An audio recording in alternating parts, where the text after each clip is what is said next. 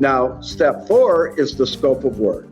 The scope of work is the measurement of damaged areas, and it's a list of all the broken items. Now, there are 2 important components in the scope of work.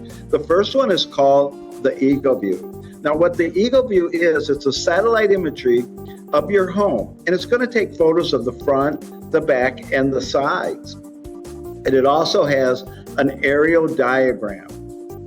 Okay, that's a diagram. Go ahead and points out all the critical measurements, such as your ridge, your valleys, your roof surfaces. Now, the second component is called the Xactimate. Now, the Xactimate, what they are is they're a research and they're a software company.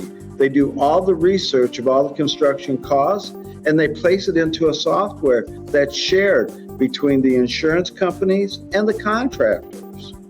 Okay, now the thing, everybody's going to, the insurance company's going to do their scope of work. We're going to do our scope of work. Okay, so now there are companies out there that do charge on an average of 10% of your total claim just to do the scope of work.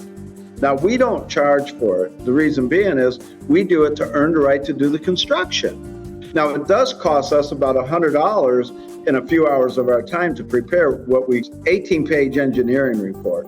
And we prepare that for you and your home so that you see exactly what you're going to get and what we're going to be replacing, what the costs are. See, everything is standardized. And what I mean by that is pricing is standardized. So we're not guessing about what the amounts are.